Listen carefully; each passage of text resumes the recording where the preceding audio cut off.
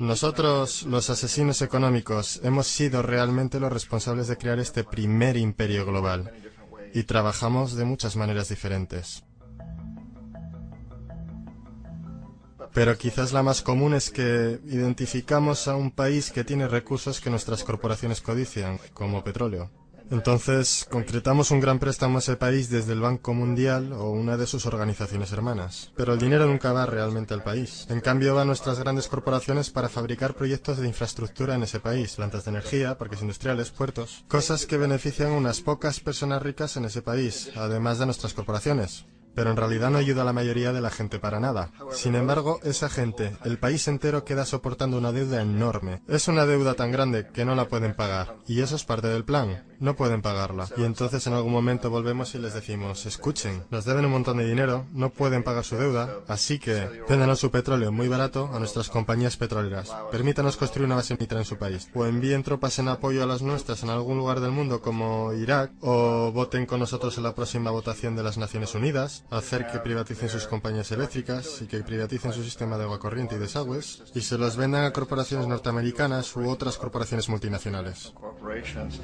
Y hay una nube total, y es tan típico la manera en que trabajan el Banco Mundial y el FMI, ellos endeudan a un país. Y es una deuda tan grande que no pueden pagar. Y entonces les ofrecemos refinanciar esa deuda y pagar aún más interés. Y tú demandas este quid pro quo, lo que llamas una condicionalidad o buen gobierno, lo que básicamente significa que ellos tienen que vender sus recursos, incluyendo sus servicios sociales, sus compañías públicas, a veces sus sistemas educativos, sus sistemas penales, sus aseguradoras, a corporaciones extranjeras. Y es un doble, triple, cuádruple aniquilamiento.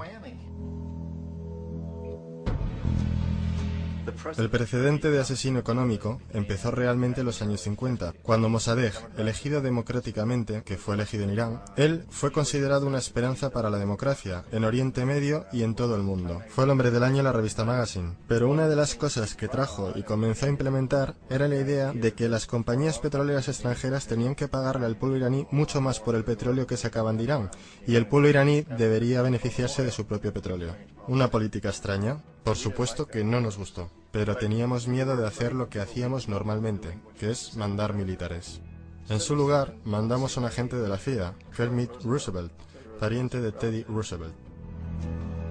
Kermit fue con algunos millones de dólares y fue muy efectivo y eficiente, y en un pequeño lapso de tiempo se las arregló para hacer derrocar al Mossadegh y trajo al Shah de Irán para reemplazarlo, quien estuvo siempre a favor de nuestra política petrolera. Y fue extremadamente efectivo. Bombs overflow Tehran. Army officers shout that Mossadegh has surrendered and his regime as virtual dictator of Iran is ended. Pictures of the Shah are paraded through the streets as sentiment reverses. The Shah is welcomed home. Y de vuelta a los Estados Unidos, en Washington, la gente miraba alrededor y decía, wow, ¿eso fue fácil? Y barato. Y esto estableció toda una forma nueva de manipular países, creando imperio. El único problema con Roosevelt era que llevaba una tarjeta de agente de la CIA, y si hubiera sido atrapado, las ramificaciones habrían sido muy serias. Así que muy rápido, en ese instante, se tomó la decisión de usar consultores privados para canalizar el dinero a través del Banco Mundial o el FMI, o alguna otra de sus agencias para mandar gente como yo, que trabajan para compañías privadas. Así que si nos atrapan, no habría ramificaciones gubernamentales.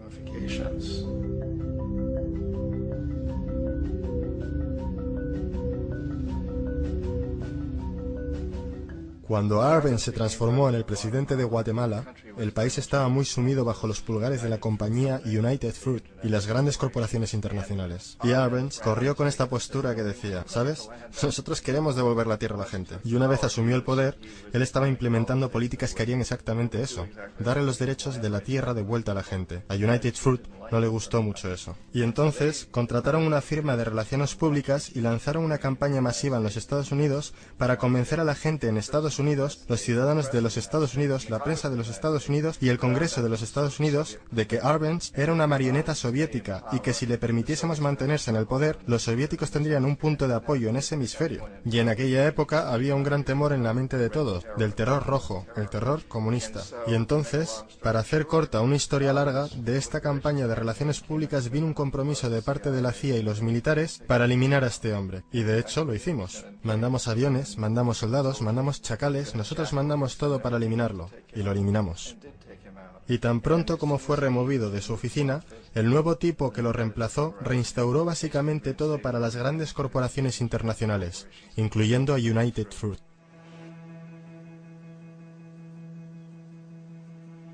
Ecuador, por muchos años fue regido por dictadores proamericanos, a menudo relativamente brutales. Entonces se decidió que habría una verdadera elección democrática. Jaime Roldós se postuló y su principal meta, dijo como presidente, sería asegurar de que los recursos de Ecuador se usarían para ayudar a la gente. Y ganó, de manera aplastante, por más votos de los que nadie ha ganado nunca en Ecuador, y comenzó a implementar estas políticas, para asegurarse de que las ganancias del petróleo fueran a ayudar a la gente. Bueno, a nosotros no nos gustaba esto en los Estados Unidos. Yo fui enviado como uno de varios asesinos económicos para cambiar a Roldós, para corromperlo, para darle la vuelta, para hacerle saber, ya sabes. ¿De acuerdo? Ya sabes. Puedes hacerte muy rico tú y tu familia si juegas nuestro juego. Pero si continúas intentando mantener estas políticas que has prometido, te vas a ir. Él no escuchaba. Fue asesinado. Tan pronto como cayó el avión, todo el área fue acordonada. La única gente a la que se le permitió entrar eran militares de una base americana próxima y algunos militares ecuatorianos. Cuando se lanzó una investigación, 2 de los testigos clave fallecieron en accidentes de tráfico antes que tuvieran la oportunidad de testificar. Un montón de cosas muy extrañas ocurrieron en torno al asesinato de Jaime Roldós. Yo, como la mayoría de la gente que realmente había visto este caso, no tenemos absolutamente ninguna duda de que fue un asesinato. Y por supuesto, en mi posición como asesino económico, yo siempre estuve esperando que algo le pasara a Jaime. Si iba a ser un golpe de estado o un asesinato, yo no estaba seguro, pero que lo iban a cesar sí, porque él no estaba siendo corrompido. Él no se permitía a sí mismo corromperse como nosotros queríamos corromperlo. Omar Torrijos, el presidente de Panamá, era uno de mis favoritos, ¿sabes? Realmente me gustaba, era muy carismático. Él era un tipo que realmente buscaba ayudar a su país. Y cuando quise sobornarlo o corromperlo, él dijo, mira John, me llamaba Juanito. Dijo, mira Juanito, yo no necesito el dinero. Lo que realmente necesito para mi país, que sea tratado justamente. Necesito, pues, que los Estados Unidos nos den lo que le deben a nuestra gente por toda la destrucción que han hecho aquí. Necesito estar en una posición donde yo pueda ayudar a otros países latinoamericanos a ganar su independencia y estar libres de esto, de esta terrible presencia del norte. Señores, ustedes nos están explotando miserablemente. Yo necesito tener el canal de Panamá de vuelta en las manos de la gente panameña. Eso es lo que yo quiero, así que déjame solo, ¿sabes? No trates de sobornarme. Era el año 1981 y en mayo Jaime Roldós fue asesinado. Y Omar era muy consciente de ello. Torrijos reunió a su familia y dijo, probablemente sea el siguiente, pero está bien, porque hice lo que vine a hacer, renegocié el canal. El canal ahora estará en nuestras manos, recién finalizamos de negociar el tratado con Jimmy Carter. En junio de ese mismo año, solo un par de meses después, él también cayó en un accidente aéreo, el cual, no hay duda, fue ejecutado por chacales apoyados por la CIA. Hay un montón de pruebas de que uno de los guardias de seguridad de Torrijos le entregó en el último momento, mientras subía al avión, una grabadora. Una pequeña grabadora que contenía una bomba.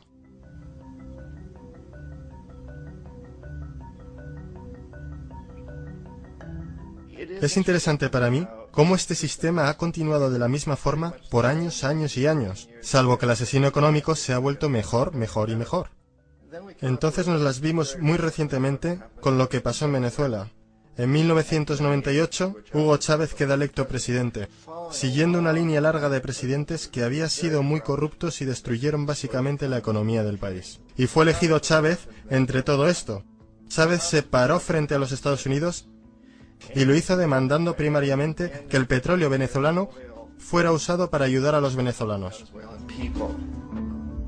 Bueno, no nos gustó eso en los Estados Unidos, así que en 2002 se montó un golpe de Estado, el cual no hay dudas en mi mente, en la mayoría de las mentes de los demás, que la CIA estaba detrás de ese golpe.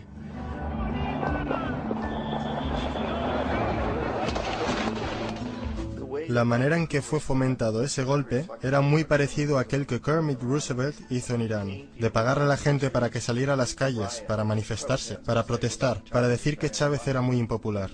¿Sabes? Si puedes hacer que unos pocos miles de personas hagan eso, la televisión puede hacerlo parecer como que es el país entero y las cosas comienzan a crecer rápidamente. Excepto en el caso de Chávez. Él fue lo suficientemente inteligente y la gente lo respaldaba tan fuertemente que lo superaron. El cual fue un momento fenómeno en la historia de América Latina.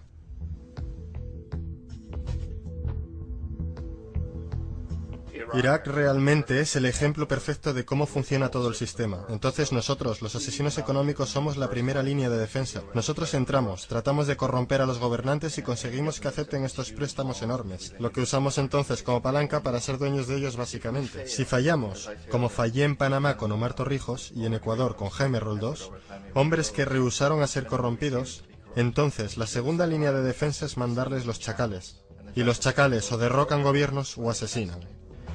Y una vez que pasa eso, y un nuevo gobierno entra, ese nuevo presidente sabe lo que le pasará si no lo hace. En el caso de Irak, ambas líneas de defensa fallaron. Los asesinos económicos no fueron capaces de llegar a Saddam Hussein. Lo intentaron muy duro. Tratamos de conseguir que aceptase un trato similar al que la Casa de Saud aceptó en Arabia Saudí. Pero él no lo aceptaría. Y entonces los chacales fueron a eliminarlo. No pudieron hacerlo. Su seguridad era muy buena. Después de todo, él, en un momento, trabajó para la CIA. Él fue contratado para asesinar a un presidente anterior de Irak, y falló, pero conocía el sistema. Así que en 1991 mandamos las tropas y eliminamos las fuerzas militares iraquíes.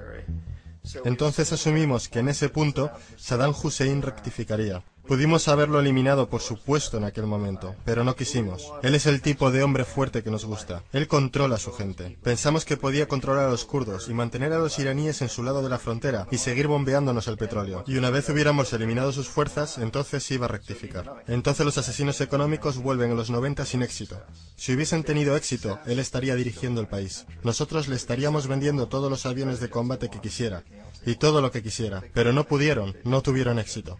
Los chacales no pudieron eliminarlo nuevamente, así que enviamos a los militares nuevamente y esta vez sí hicimos el trabajo completo, y lo eliminamos. Y en el proceso nos creamos algunos muy lucrativos tratos de construcción para reconstruir el país que nosotros esencialmente destruimos, el cual es un muy buen trato si eres dueño de compañías de construcción de las grandes. Así que Irak muestra las tres etapas.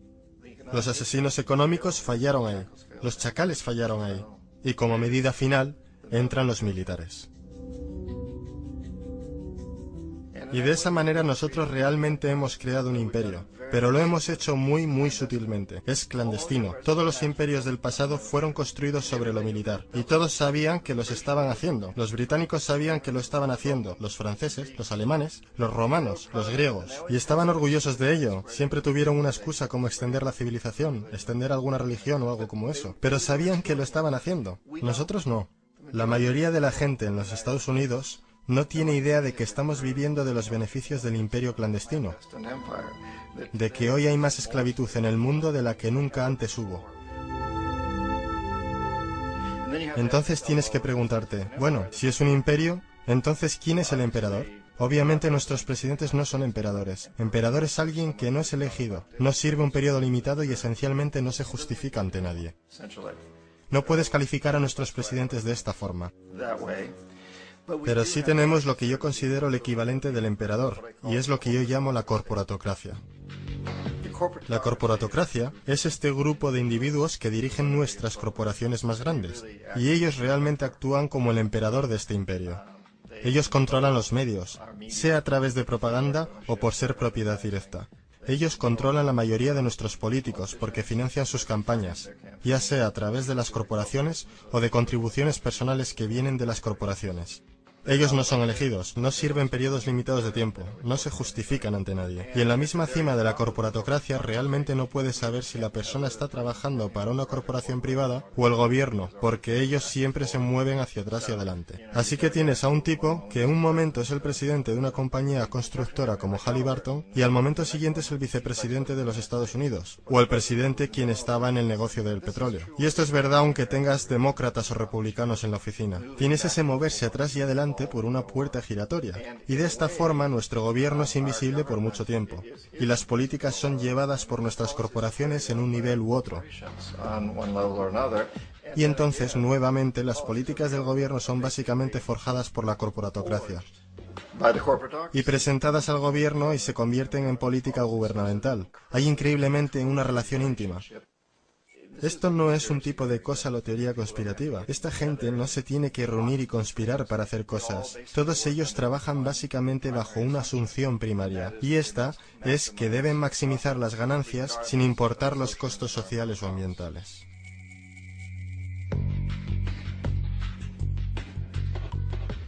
Este proceso de manipulación de la corporatocracia a través del uso de deuda, soborno y derrocamientos políticos se llama globalización.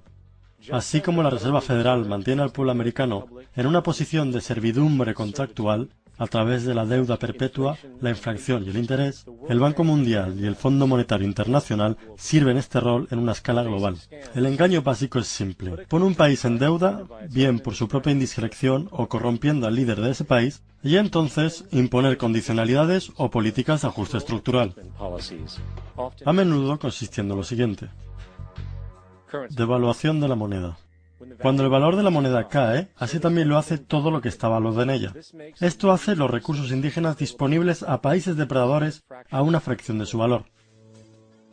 Grandes recortes de fondos para programas sociales. Esto normalmente incluye educación y salud, comprometiendo el bienestar y la integridad de la sociedad, dejando al público vulnerable a la explotación. Privatización de empresas del Estado. Esto significa que sistemas sociales importantes se pueden comprar y regular por corporaciones foráneas por ganancias. Por ejemplo, en 1999, el Banco Mundial insistió que el gobierno boliviano vendiera el sistema público de agua de su tercera ciudad a una subsidiaria de la corporación americana Bechtel. Tan pronto ocurrió, las facturas de agua para los residentes locales ya empobrecidos se dispararon al cielo. No fue sino hasta una revuelta completa del pueblo que el contrato se anuló. Entonces está la liberación del comercio, o la apertura de la economía quitando las restricciones de comercio exterior. Esto permite un número de manifestaciones económicas abusivas, tales como que las corporaciones transnacionales traigan sus propios productos en masa, vendiendo más barato que la producción indígena y arruinando la economía local. Un ejemplo es Jamaica, que después de aceptar préstamos y condicionalidades del Banco Mundial, perdió sus mercados de cosechas más grandes debido a competencia con importaciones occidentales. Hoy, granjeros incontables están sin trabajo, pues son incapaces de competir con las grandes corporaciones. Otra variación es la creación de numerosas, aparentemente desapercibidas, desreguladas e inhumanas fábricas explotadoras, que toman ventaja de la economía impuesta. En adición, debido a la desregulación de la producción, la destrucción ambiental es perpetua, ya que los recursos a menudo son explotados por corporaciones indiferentes mientras liberan grandes cantidades de contaminación deliberada. La demanda ambiental más grande en la historia del mundo hoy viene de parte de 30.000 ecuatorianos y gente del Amazonas contra Texaco, de la que ahora es dueña Chevron. Así que es contra Chevron, pero por actividades conducidas por Texaco. Han estimado que han sido más de 18 veces lo que Exxon Valdez volcó en las costas de Alaska. En el caso de Ecuador no fue un accidente. Las compañías lo hicieron intencionalmente. Ellos sabían que lo estaban haciendo para ahorrar dinero en vez de arreglar la disposición apropiada. Además, un somero vistazo a los registros de rendimiento del Banco Mundial revela que la institución, que clama públicamente ayudar países pobres a desarrollar y aliviar la pobreza, no ha hecho nada, excepto incrementar la pobreza y la no distribución de riquezas, mientras las ganancias corporativas se elevan. En 1960, la brecha de ingresos entre un quinto de la población y los países más ricos versus un quinto en los países más pobres era 30-1. En 1998 era de 74-1. Mientras el Producto Bruto Global subió 40% entre 1970 y 1985, los que están en la pobreza en realidad son más, un 17% más. Mientras que de 1985 a 2000, aquellos que viven con menos de $1 al día se incrementaron un 18%. e incluso el Comité Económico del Congreso norteamericano admitió que hay un mero 40% de éxito de todos los proyectos del Banco Mundial. En los años 60, el Banco Mundial intervino en Ecuador con grandes préstamos. Durante los próximos 30 años, la pobreza creció del 50% al 70%. Sobreempleo y desempleo crecieron de 15% al 70%. La deuda pública se incrementó de 240 millones a 16.000 millones, mientras que la porción de recursos destinados a los pobres bajó de 20% al 6%. De hecho, para el año 2000, el 50% del presupuesto nacional de Ecuador tuvo que ser destinado para pagar sus deudas. Es importante entender que el Banco Mundial es, de hecho, un banco norteamericano que apoya intereses de los Estados Unidos, pues Estados Unidos tiene poder de veto sobre las decisiones, porque es el proveedor más grande de capital. ¿Y dónde consiguió su dinero? Adivina. Lo hizo del aire a través del sistema bancario de reserva fraccionada. Basado en el Producto Bruto Interno, de las primeras 100 economías del mundo, 51 son corporaciones y 47 de esas 51 tienen base en los Estados Unidos. Walmart, General Motors y Exxon son económicamente más poderosas que Arabia Saudita, Polonia, Noruega, Sudáfrica, Finlandia, Indonesia y muchos otros. Y mientras las barreras proteccionistas se rompen, las monedas se unifican y manipulan en mercados flotantes, y las economías de los estados se vuelcan a favor de competir en el capitalismo global. El imperio se expande. Usted aparece en su pequeña pantalla de 21 pulgadas y grita sobre América y la democracia. No existe América. No existe la democracia. Solo existe la IBM, la ITT, la AT&T, y DuPont, Dow, Union Carbide y Exxon. Esas son las naciones del mundo hoy día. ¿De qué hablan los rusos en sus consejos de Estado? ¿De Karl Marx? No. De sistemas de programación lineal. De teorías sobre estadística, de problemas económicos, y computan costos de sus transacciones e inversiones, como hacemos nosotros. Ya no vivimos en un mundo de naciones e ideologías, señor Bill. El mundo es un colegio de corporaciones, inexorablemente dirigido por los estatutos inmutables de los negocios. El mundo es un negocio, señor Bill.